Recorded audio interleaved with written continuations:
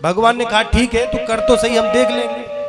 अब महाराज करदम जी के 9 कन्याएं उत्पन्न हुई और 9 कन्याओं के चक्कर में ही और करदम की समय व्यतीत हुआ। मन की हे भगवान कैसे विचित्र झंझट में पड़ गया। बहुत बढ़िया तरीके से भजन किया करता था और भगवान ने कहा था कि पुत्र अब भगवान आएंगे तो भाई अपनी मर्जी से आएंगे। और मेरे गोविंद वहां कपिल भगवान के रूप में और कश्यप के पास आए, देवहूति के गर्भ से उत्पन्न हुए। बोलिए कपिल भगवान की जय। अब देखिए सदग्रहणी के बड़े एक लक्षण होते हैं। सदग्रहणी किसे कहते हैं? घर क्या है? घर एक ईंट पत्थर से बना हुआ घर को घर नहीं कहते। जिस घर में नारी का सम्मान हो वो घर घर कहलाता है। लेकिन हम लोग आज के समय में देखते हैं कि कहीं भी चले जाओ आज नारी का सम्मान नहीं है। घर से आज वो समय है कि हम हमारी बहन बेटियां एकदम स्वच्छ वातावरण में घूम नहीं सकती। देवहूति ने सोचा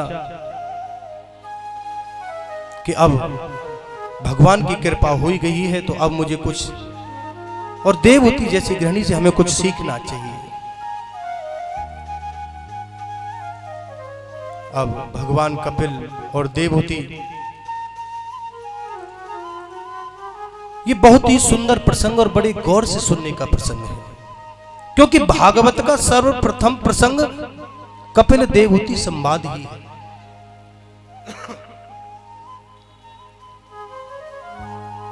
मां देवहूति कहती हैं कि क्योंकि जो 9 कन्याएं थी वो सभी ऋषियों को, बड़े बड़े ऋषियों को ब्याही गई और भगवान कपिल जब आ गए तो कश्यप ने कहा कि भाई अब पुत्र आ गया, अब मैं घर छोड़ करके जाता हूं। और कश्यप ऋषि घर छोड़ करके जंगल में जाकर के भजन करने लगे। तो यहां देवहूति ने कहा कि मैंने सुना है कि बेटा तू भगवान है, आप भगवान हो। मां मैं भगवान नहीं हूं।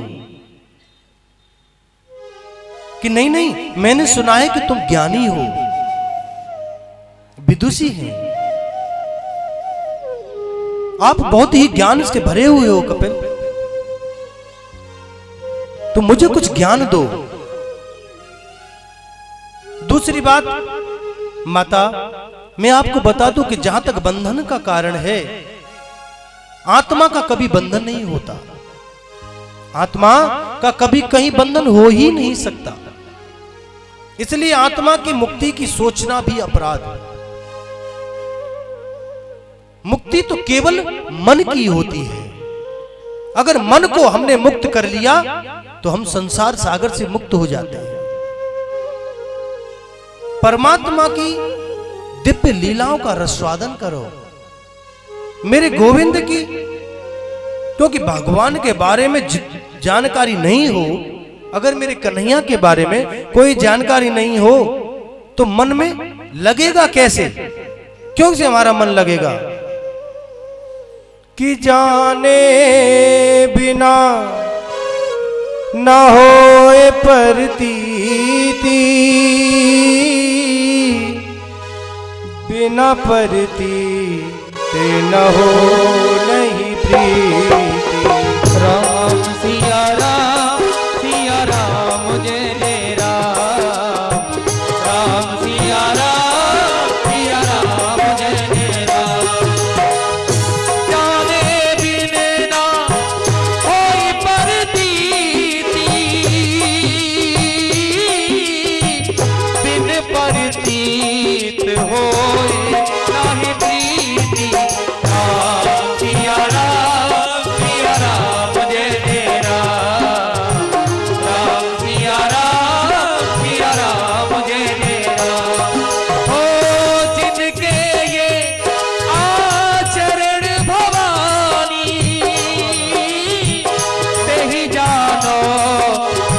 निश्चर सम प्राणी राम सिया राम जय जय राम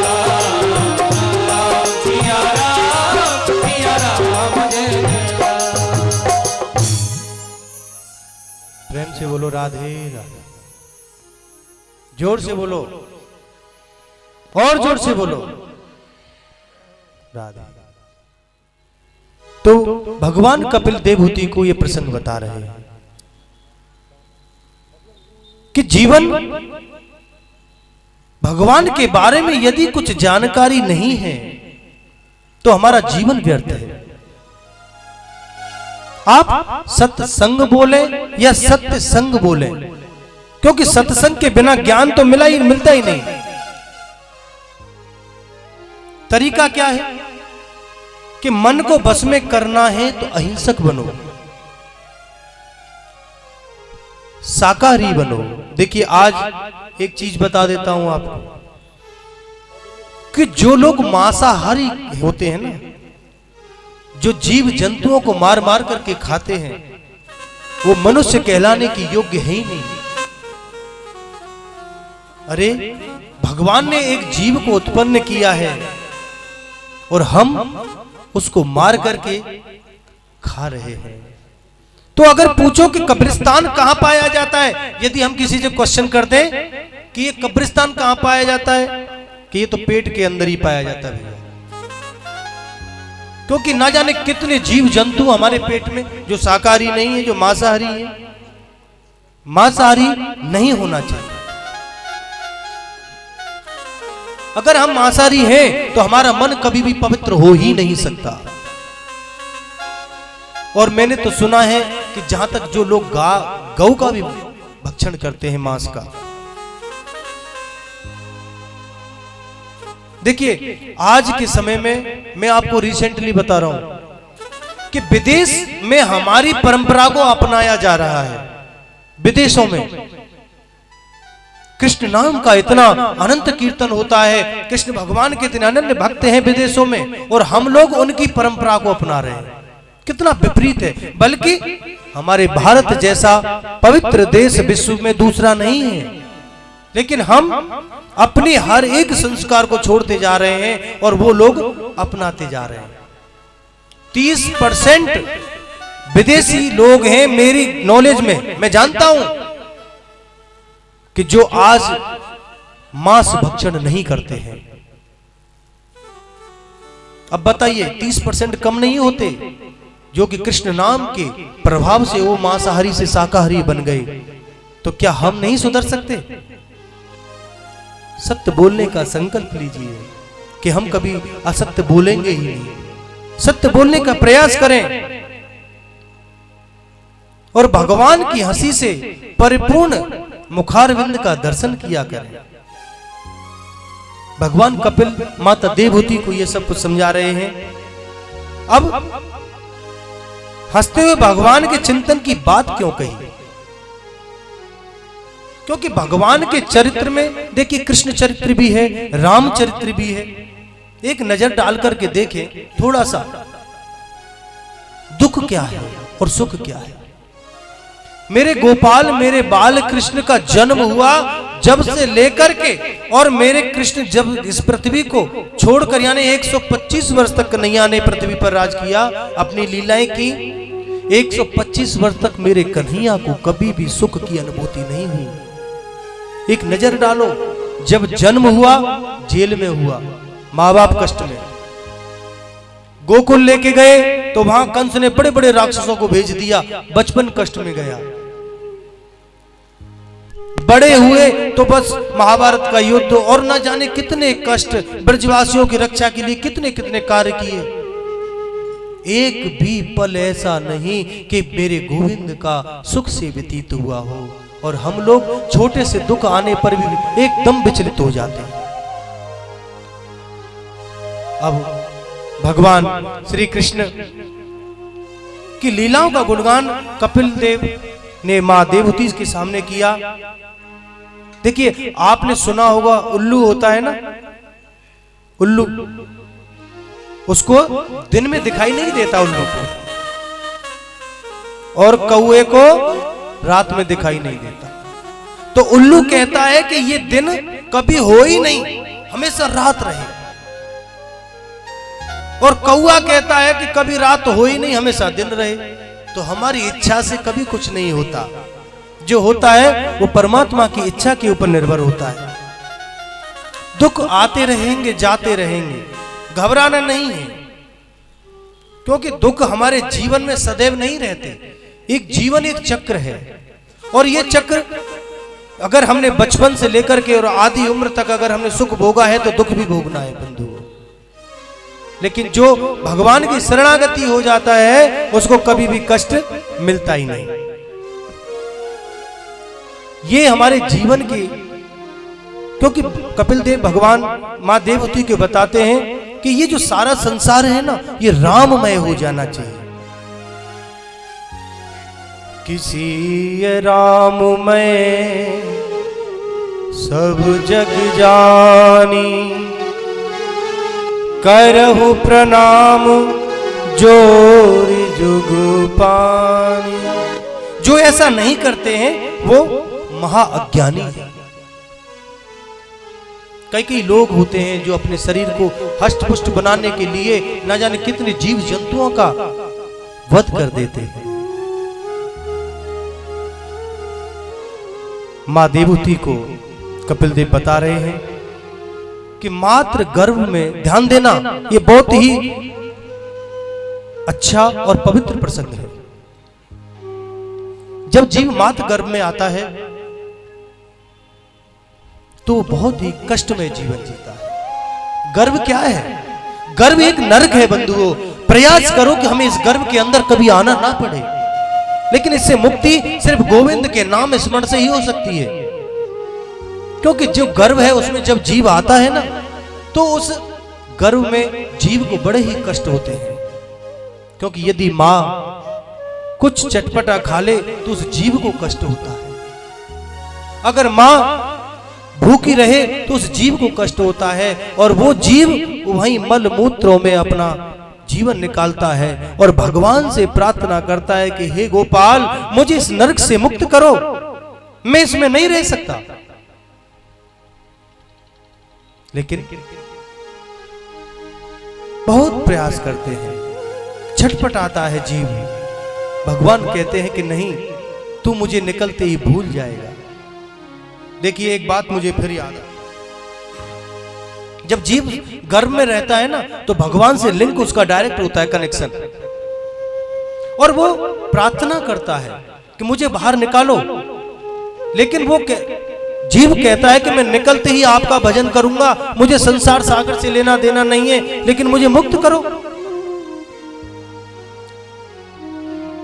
किंतु मुक्ति के लिए वो छटपटा रहा है, और जैसे ही वो 9वें मास में गर्भ से बाहर आता है तो वो रोता है। आपने कभी गौर किया है, जब कभी किसी बच्चे का जन्म होता है वो रोता क्यों है? क्यों रोता है वो बच्चा, बताओ? क्योंकि जब वो गर्भ से बाहर आता है तो भगवान से उसका कनेक्शन खत्म हो जाता है।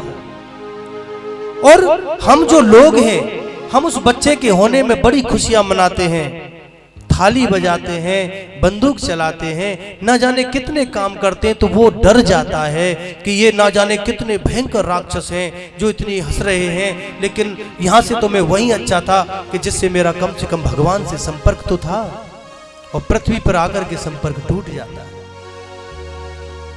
भगवान यही कहते हैं कि प्रयास करो कि तुम गोविंद के नाम का जाप करो और इस गर्भ नरक से मुक्ति पाओ। कपिल ने कहा कि माता, मैं सत्य कहता हूं, बाहर भी सुख नहीं है। बताओ, सुख मिला है आज तक किसी को? मैं बहुत सारे लोग हैं जिनके पास मैं एकांत में बैठता हूं, जिनके पास भरपूर पैसा है, सब कुछ है, मैं बैठता हूं उनके पास, लेकिन मैं उनसे पूछता हूं कि भैया एक बात बताओ, आप सुखी हो? दीन कहे धनवान सुखी, धनवान कहे सुख राजा को भारी। राजा कहे महाराजा सुखी, महाराजा कहे सुख इंद्र को भारी, कि इंद्र कहे चतुरानन को सुख, ब्रह्मा कहे सुख विष्णु को भारी, तुलसीदास विचार कहे हरि भजन बिना सब जीव दुखारी। कुछ दिन पहले आपने देखा होगा कि बंबई में ब्लास्ट हुआ था। आपने न्यूज में सुना होगा बॉम्बे में ब्लास्ट हुआ था। उस समय कथा चल रही थी वहां। देखिए वहां का जीवन जीने का क्या तरीका है कि ब्लास्ट हुआ और दूसरे दिन सब कुछ नॉर्मल, पता ही नहीं है, लोग आराम से घूम रहे हैं सब। मैं बोला भाई ये बड़ी विचित्र लीला है यहाँ की। मैंने देखा कि एक होटल के सामने सैकड़ों लोग इकट्ठे हो रहे हैं। बोला कि मैंने पूछा भैया ये कौन है, कि बोला इनसे बड़ा ज्यादा सुखी तो इस संसार में कोई है ही नहीं। बोलो क्यों? कि दिन भर मेहनत करते हैं और जब रात को नींद आती है हाथ का तकिया लगा करके और बीच फुटपाथ पर सो जाते हैं महाराज। तो सुख क्या है? अगर कोई दीन है तो उससे पूछो तो वो कहता है कि जिसके पास धन है सिर्फ वो ही सुखी है। धनवान कहता है कि राजा ही सुखी है। लेकिन सबसे बड़ा सुख तो हरि भजन में है।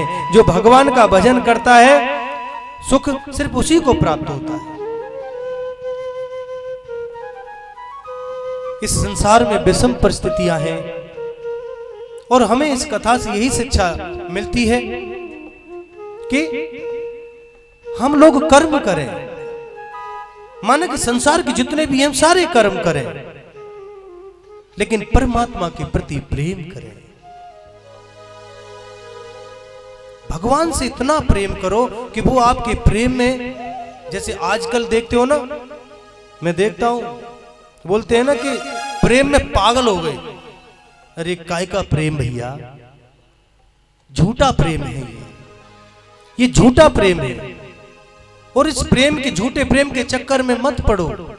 लेकिन जो गोविंद के भक्त हैं उनसे कुछ ग्रहण करो और प्रेम करना है। अगर तुमको आई लव यू बोलना है ना तो सिर्फ एक से बोलो, आई लव यू कृष्णा।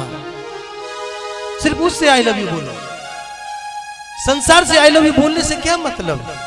कोई तुम्हारे पास ना है ना कोई रहेगा। अगर प्यार प्रेम करना है तो मेरे गोविंद की आंखों में झांक के तो देखो, आपको एक सच्चा प्रेम मिलेगा। देखिए दो वर्ड है, प्रेम और प्यार। ध्यान देना, प्रेम क्या है? अब इसकी डेफिनेशन, प्यार की डेफिनेशन क्या है? प्यार होता है स्वार्थ। ध्यान रखना, अगर कोई आपसे, देखो मेरी बात पर ध्यान देना आप, अगर आपसे कोई ये कहे ना कि मैं आपसे बहुत प्यार करता हूं तो समझ लेना कि 100% झूठ बोल रहा है। क्योंकि प्यार में स्वार्थ है। और अगर आपसे कोई ये कहे कि मैं आपसे बहुत प्रेम करता हूं, समझ लेना कि वो 100% सच कह रहा है। वर्ड दो है, अर्थ अलग अलग है। प्रेम प्रेम मेरा कृष्ण करता है और प्यार संसार के लोग करते हैं। ताली नहीं बजाऊंगा यहां बैठे बैठे, इसमें पैसा थोड़ी लग रहा है भैया। प्रेम से बोलो राधे राधे, जोर से बोलो और जोर से बोलो राधे। आदत आदत आदत है जिसको पड़ी जिसकी आदत है, हम पर तो श्री जी ने की है कृपा, राधे कहने की आदत है। श्री राधे राधे, उठा दोनों हाथ, राधे कहने की आदत सी हो गई।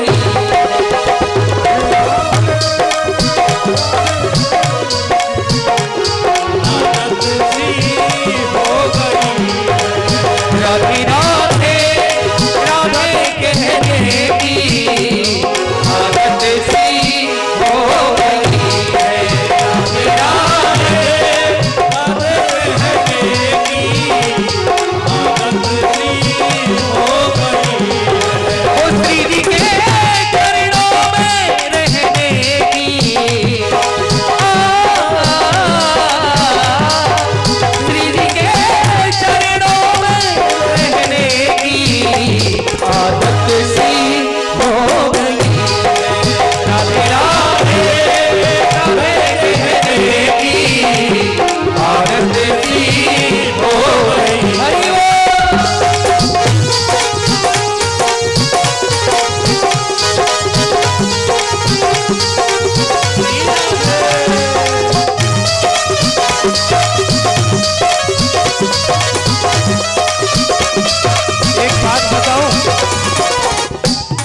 बात बताऊं मैं आप सब लोगों को, अगर ये भजन मेरे ब्रज में गाया जा रहा होता ना, मैं सत्य कह रहा हूं, अगर मेरी ब्रज भूमि में ये भजन गाया जा रहा होता और श्रीमद् भागवत के पांडाल में, तो एक भी भक्त नृत्य किए बिगर नहीं रहता।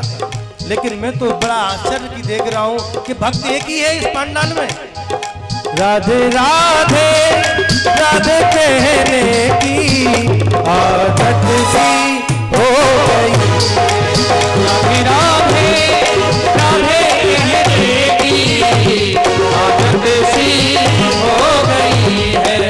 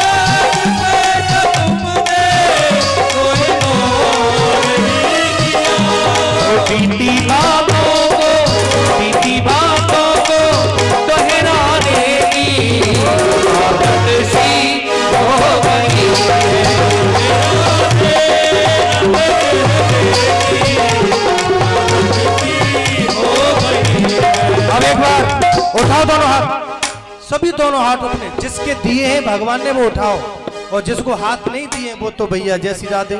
आप भी उठाओ महाराज, मुझे पता है आपके हाथ हैं। पीछे बैठे दोनों हाथ ऊपर करो, चलो उठाओ। राधे राधे राधे राधे राधे राधे राधे राधे राधे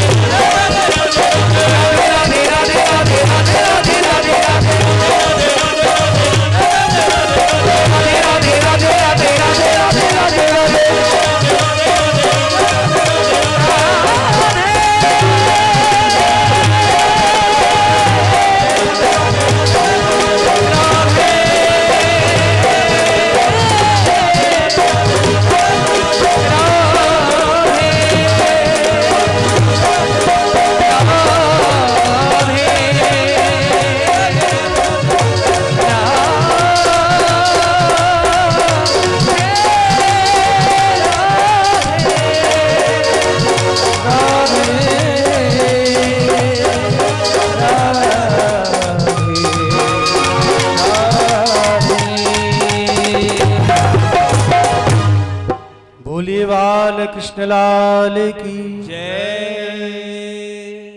जोर से बोलेंगे। क्या बोलना पड़ेगा? देखो भूल गए। उठाओ दोनों हाथ, प्रेम से बोलो। ऐसे नहीं, एक साथ आवाज आनी चाहिए। देखो ऐसे नहीं, देखो मैं बोल के बताता हूं। राधे राधे, ऐसी आवाज। देखो मैं कैसे बोल रहा हूं, राधे राधे।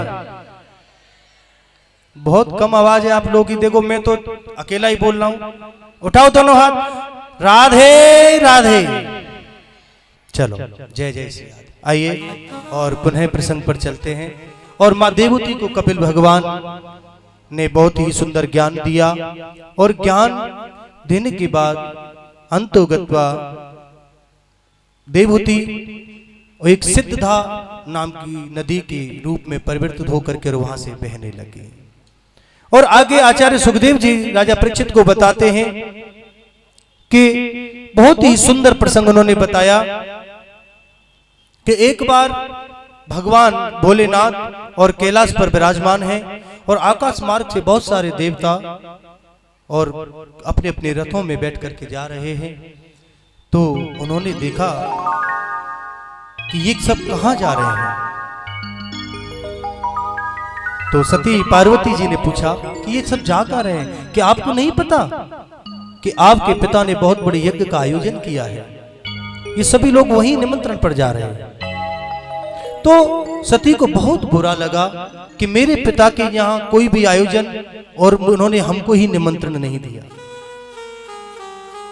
देखिए एक बात मैं आप सभी को बता देता हूं, और खासकर देवियों को आप ध्यान दें सभी।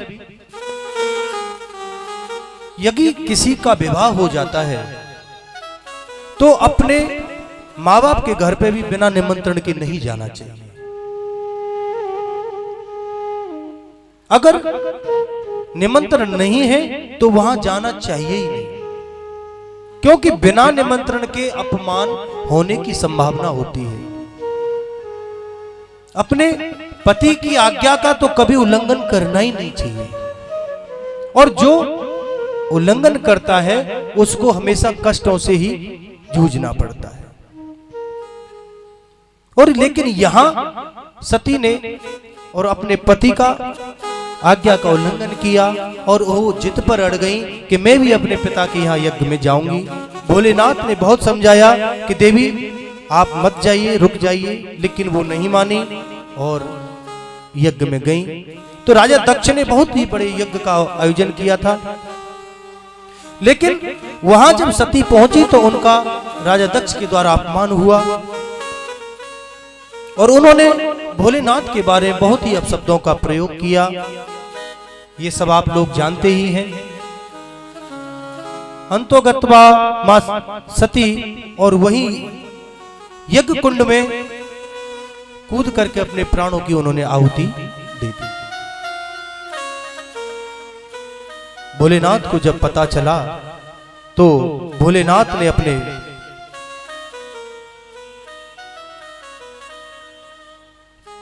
जटा के